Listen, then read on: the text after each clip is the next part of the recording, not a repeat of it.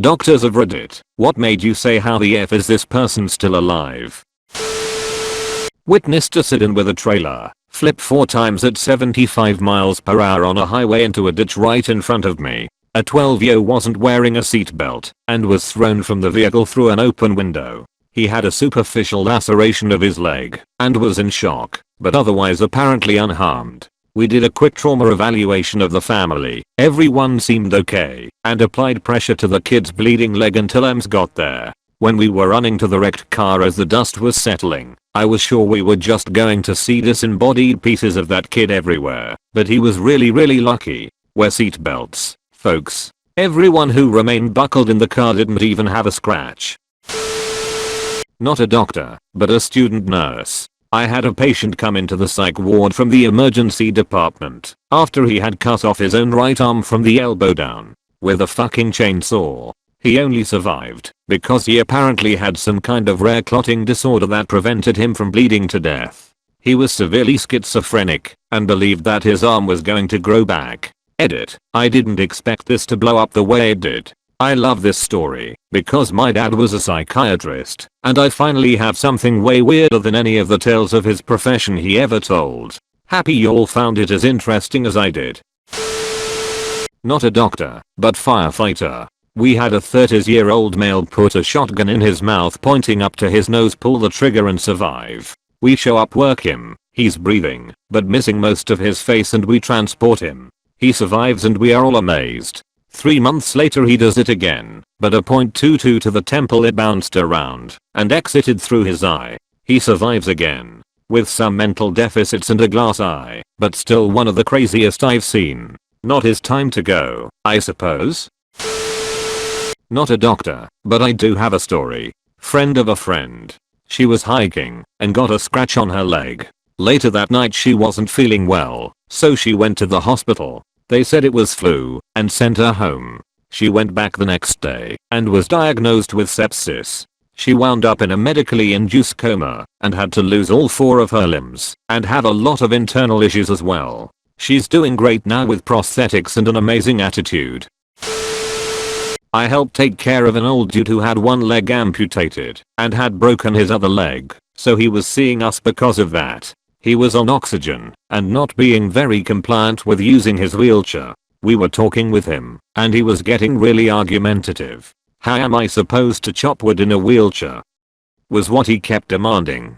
When asked how he was chopping wood with one leg in the first place, he responded that he'd crawl into the woods and hop up to chop the wood. This was even more concerning. When the doctor asked how he was carrying his axe, oxygen, and the wood he chopped, he looked him straight in the eye and said, "I carry back .m on my back."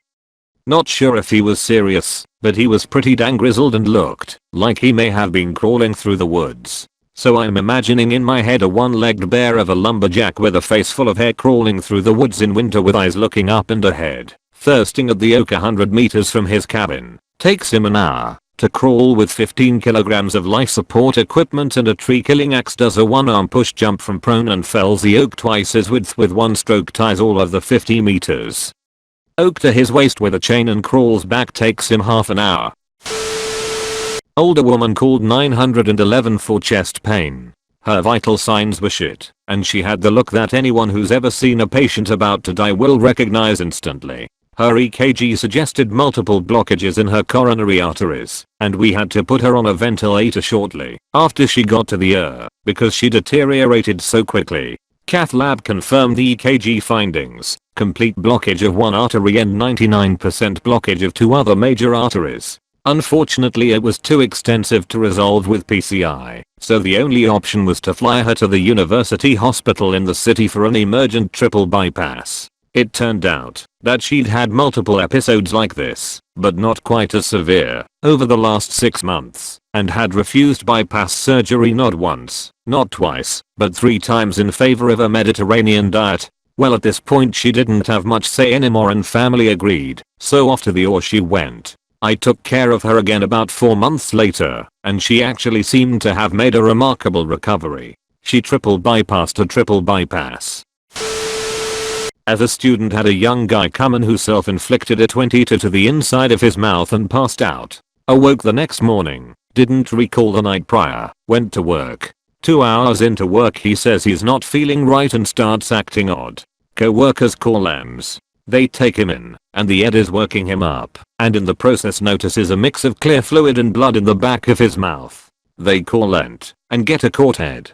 Shows 11 or so bullet fragments throughout his noggin.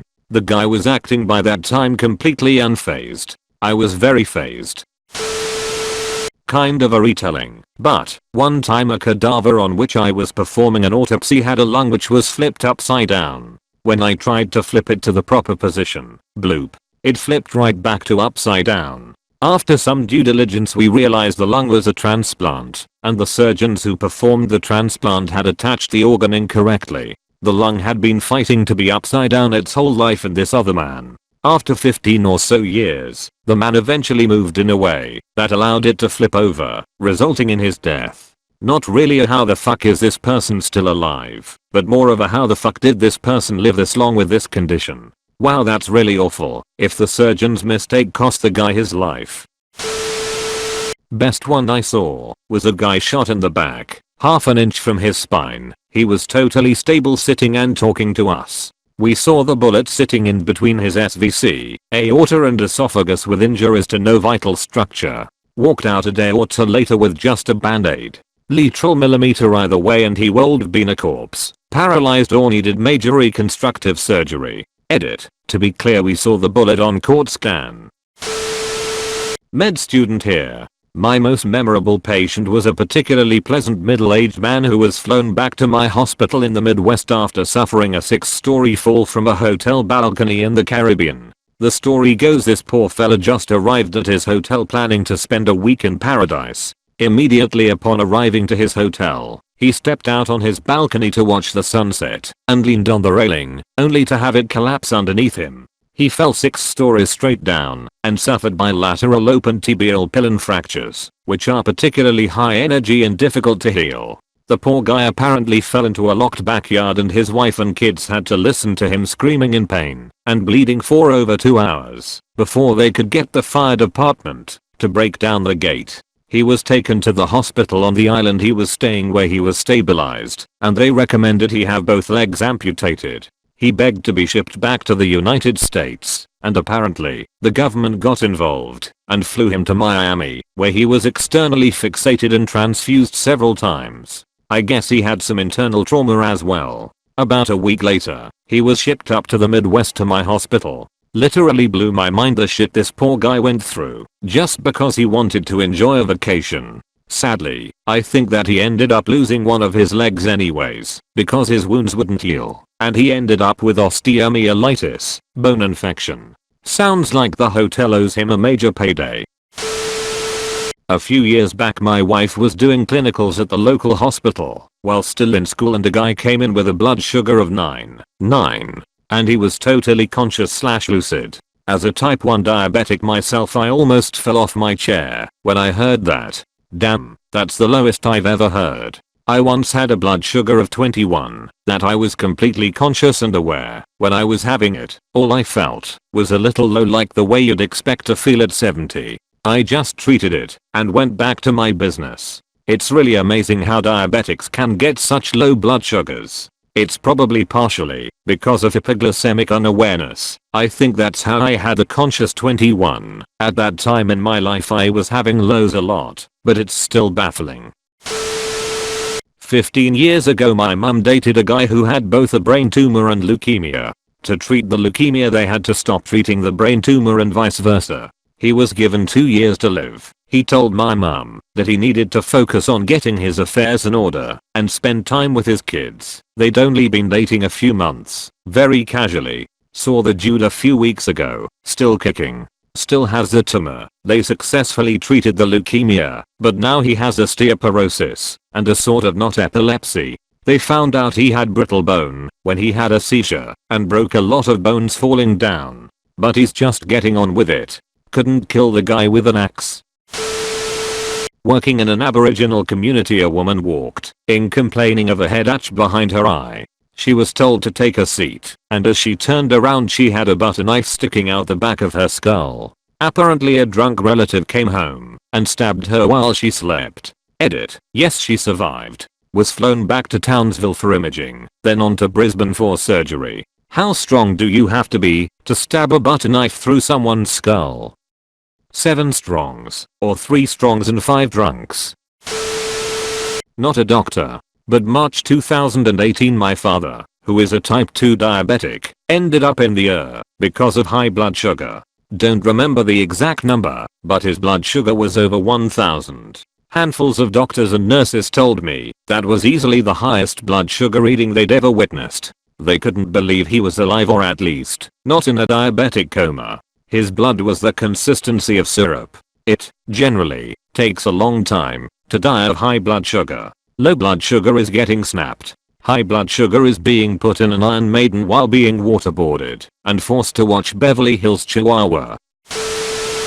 You know those big 16 to 18-inch kitchen knives that everyone has? Had a lady come in with one sticking sideways out of her neck, handle on the left side and top sticking out the right. She went to, or, where they removed the knife in one of the most tense asshole clenched moments in history. Minimal bleeding. Apparently the knife split right between her major blood vessels and airway.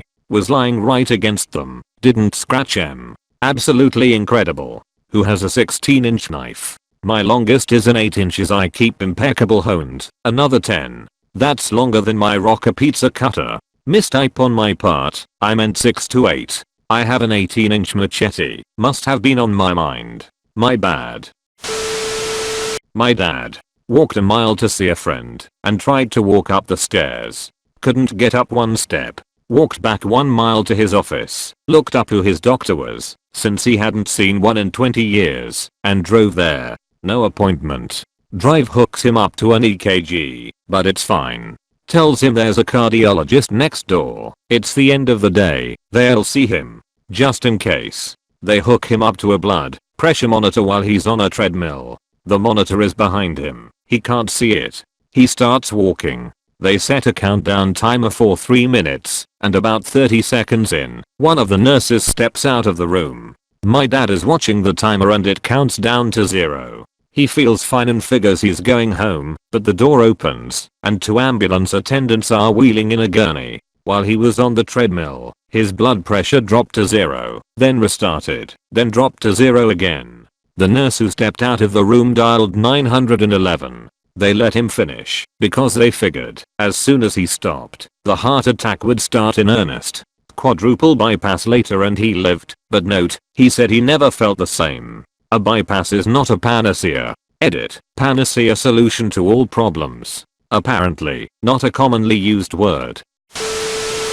My resident called me urgently one night and said I needed to come to the hospital. A young man was cut in half by a train. I asked why I needed to come in. There was no way he could survive that. She explained that somehow he was maintaining his pressure and wasn't bleeding out. When I arrived, I found that the force of train had sealed off all the major vessels from the pelvis down. I need closure. So did he. For me it was a guy who was cleaning his loaded shotgun, and it blew half his face off, jaw and all. He was actually pretty good from the mid-nose up. The thing that surprised me is how good of shape he was in afterwards. He didn't even go to the ICU, we just admitted him to the med/surg floor. He was up communicating via whiteboard within a few hours, and was adamant that he did not try to kill himself. Got a psych consult anyway, but they agreed. Another inch dorsal with the barrel of that gun and he would have been done for. This is why you treat guns as always loaded, folks. Even if you personally just unloaded the gun, it is still loaded. Work in a hospital. A guy showed up who had burst a tire going 180 km/h and flipped his car multiple times. His car was a write-off. The only injuries he got were a few scratches and a bruise. Edit. Thanks for internet points. No, I don't know what car he was driving. Modern cars do a pretty damn good job keeping the people inside alive.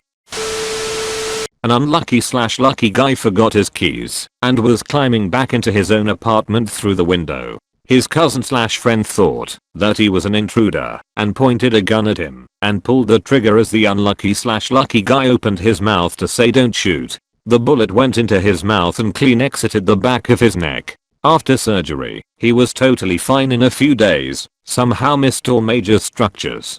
Didn't even chip a tooth. Really pissed at his cousin. From my neurosurgery rotation in med school. Edit. THX for my first silver and gold. My second most upvoted comment has 33 votes, so 37k is pretty surprising. Unlike the bullet, this comment hit a nerve. Edit 2. I didn't delve into why, but for some reason the patient didn't know that his friend/cousin was in the patient's apartment, and the patient assumed that he was locked out. Edit 3. I think I have a poor sense of what is interesting in medicine to the general public. This was interesting enough for me to remember from med school. Definitely made it to med students can't help talking about medicine even at parties, but it never struck me as that interesting. Edit 4. This has forced me to learn how to do a hard return. Edit 5. Maybe too many edits is rude. Relatively untutored in the ways of Reddit. Really pissed at his cousin. That's free beer for life. Hey cousin, you remember when you shot me with a gun? You get this round. Edit. Rip my inbox and thank you so much for my first silver.